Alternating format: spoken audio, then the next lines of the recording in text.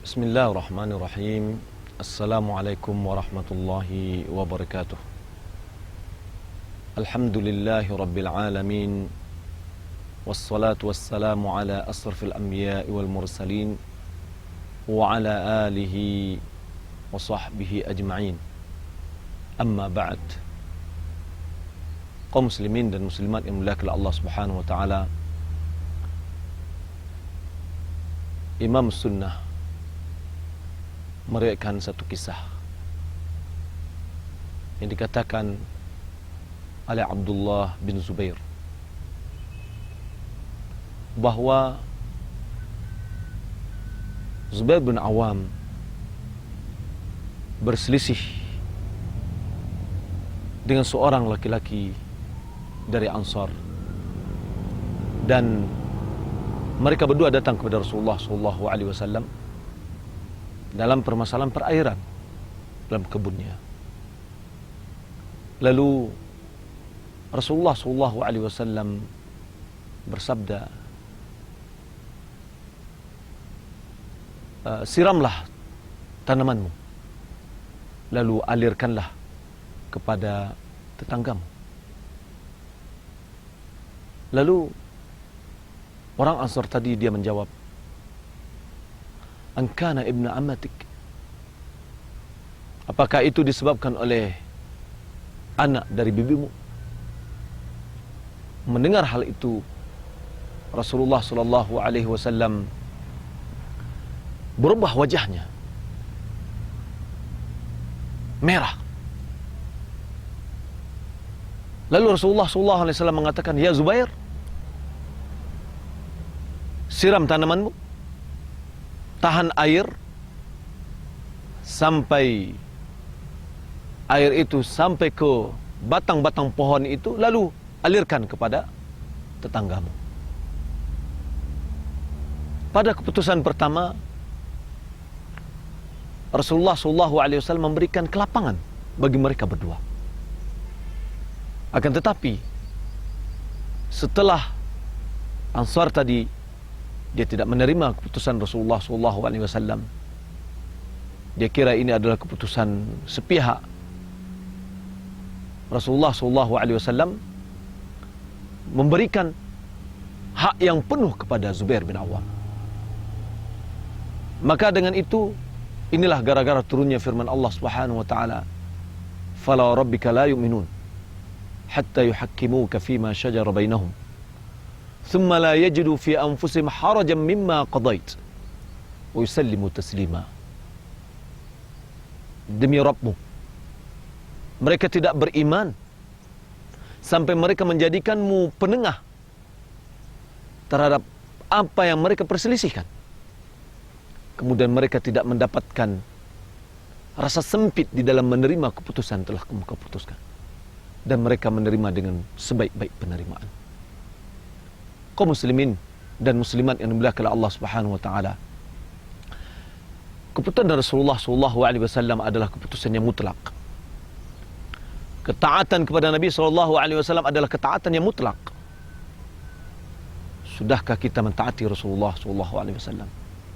Sudahkah kita menjadikan Rasulullah SAW penengah di dalam permasalahan yang kita hadapi atau permasalahan yang kita berselisih dengan teman kita?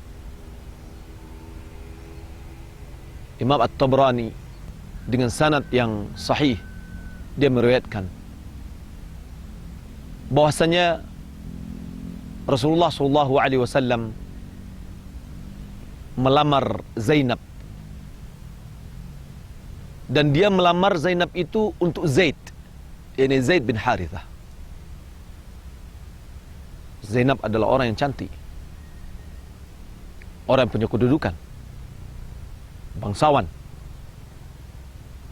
Ketika Zainab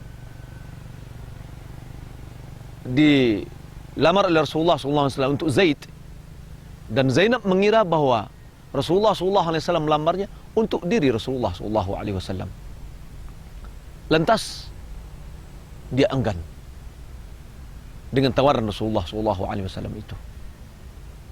Lalu turunlah firman Allah Subhanahu wa taala dalam surah Al-Ahzab ayat 36. yang berbunyi, "Wa ma kana lil mu'minin wala mu'minatin idza qada Allah wa rasuluhu amran ay yakuna lahumul khiyaratu min amrihim wa may ya'si Allah wa rasulahu faqad dhalla dhalalan mubina."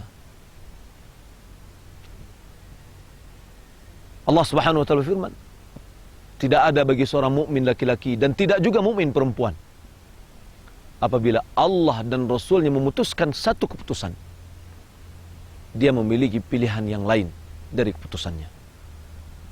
Siapa yang menentang Allah dan Rasulnya, sungguh dia telah sesat dengan kesesatan yang nyata.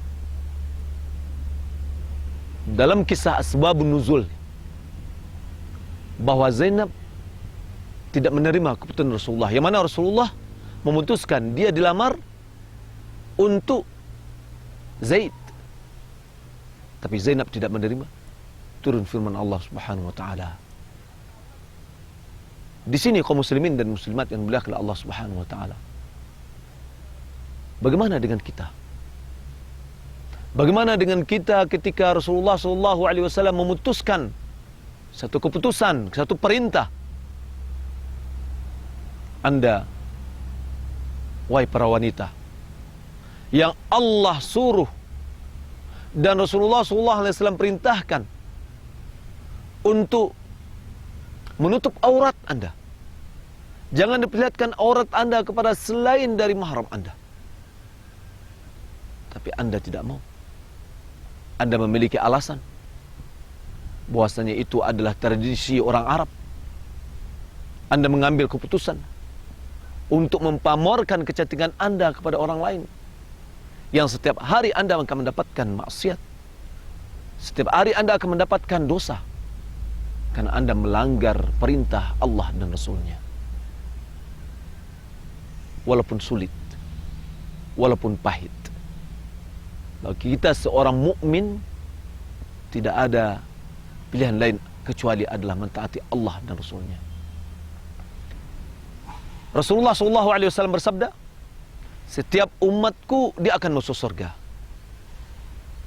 Anda umat Rasulullah SAW, InsyaAllah Anda akan masuk surga. Illa man aba, kata Rasulullah SAW, kecuali orang yang enggan. Mudah-mudahan Anda bukan orang yang enggan. Kita semua bukan orang yang enggan. Para sahabat bertanya dan heran, apa ada orang yang enggan untuk masuk surga? Kata Rasulullah SAW, man ata'ani dakhalal jannah. Siapa yang mentaatiku, dia akan masuk surga. Wa man asani, siapa yang menantangku, faqad aba, sungguh dia telah enggan untuk masuk surga. Hadis ini dikeluarkan Imam Bukhari, hadis yang sahih. Di sini barometer kita kaum muslimin dan muslimat yang dimuliakan Allah Subhanahu wa taala. Kita seorang mukmin, kita mengatakan bahwasanya Rasulullah adalah utusan Allah, kita bersaksi. Sudahkah kita mentaatinya? Sudahkah kita menjalankan sunnah-sunnahnya? Di dalam hadis yang dikeluarkan Imam Tirmidzi dari Anas bin Malik radhiyallahu taala anhu, Rasulullah sallallahu alaihi wasallam bersabda, "Ya bunayya, in qadarta an tusbiha wa tumshiya laysa fi qalbika ghishun li ahadin faf'al." Jika engkau mampu waktu pagi, pada waktu pagi, dan engkau masuk pada waktu sore, sementara di hatimu tidak bersarang rasa sakit hati, ghish, rasa penipuan yang ketidakjujur terhadap seseorang, faf'al, lakukan. Thumma qala, kemudian beliau bersabda, wa dzalika min sunnati, hal itu merupakan sunnahku, kata Rasulullah SAW. Man ahabba sunnati faqad ahabbani, wa man ahabbani kana ma'i fil jannah. Kata Rasulullah SAW, siapa yang mencintai sunnahku, maka dia telah mencintaiku. Dan siapa mencintaiku, dia akan bersamaku dalam surga. Allahu Akbar. Tidakkah kita ingin masuk ke dalam surga? Dan surga itu, kata Rasulullah SAW, la ainun ra'at, wala udhunun sami'at, wala khatara fi balil bashar. Tidak pernah mata melihat, tidak pernah telinga mendengar, dan tidak pernah terlintas di hati seseorang. Jika Anda membayangkan suatu kenikmatan, satu keindahan yang besar, satu keindahan yang memang indah sekali, lalu Anda mengatakan itu ada sesuatu yang indah, itu belum surga. Karena surga itu tidak pernah terlintas dalam hati seorang. Tidakkah Anda ingin masuk ke dalam surga? Kuncinya adalah mencintai Rasulullah.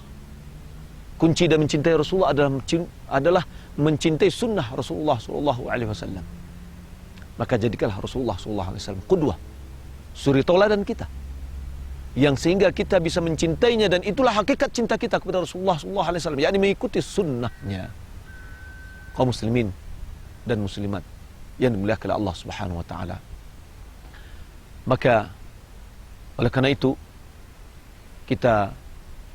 mari kita jadikan ketaatan kita kepada Rasulullah SAW ketaatan yang sepenuhnya, tidak separuh-separuh, tidak sesuai dengan hawa nafsu kita. Apa yang cocok dengan keinginan kita, kita ambil. Apa yang tidak cocok, kita tinggalkan. Tidak. Tetapi kita menerima dengan sepenuh hati. Kalau seandainya kita ada berselisih dengan teman kita, berselisih dalam masalah agama, kembalikan kepada Rasulullah SAW. Berselisih di dalam masalah harta misalkan, pembagian harta warisan, kembalikan kepada Al-Quran dan Sunnah. Jangan kita memakai hukum-hukum adat, hukum-hukum buatan manusia, tetapi kembalilah kepada Al-Quran dan Sunnah. Fa in tanaza'tu fi syai'in farudduhu ila Allah war Rasul. Jika kamu selisih dalam sesuatu apapun juga, maka kembalikan kepada Allah dan Rasul. Mengembalikan kepada Allah adalah kembali kepada Al-Quran. Mengembalikan kepada Rasul adalah setelah Nabi SAW meninggal dunia, adalah kembali kepada sunnah-sunnahnya. Sunnah-sunnahnya yang makbulah, sunnah-sunnah yang bisa diterima, baik sahih maupun hasan. Itu bisa kita terima. Masalah akidah atau masalah hukum, itu bisa kita jadikan pegangan. Kita tidak bisa memilah-milih dengan apa yang sesuai dengan diri kita, dan kita tinggalkan apa yang tidak sesuai. Mudah-mudahan kaum muslimin dan muslimat yang dimuliakan oleh Allah Subhanahu wa taala, apa yang kita sampaikan pada saat ini bermanfaat bagi kita. Mari bertekad kita betul-betul kita mentaati Rasulullah SAW, mencintainya, sehingga betul-betul kita menjadi umatnya yang baik, dan insya Allah akan masuk ke dalam surga sebagaimana yang dijanjikan oleh Rasulullah SAW. Mudah-mudahan bermanfaat. Wassallallahu ala Nabi Muhammad wa ala alihi wa sahbihi ajma'in. Wa akhiru da'wana anil hamdulillah rabbil alamin. Wassalamu alaikum warahmatullahi wabarakatuh.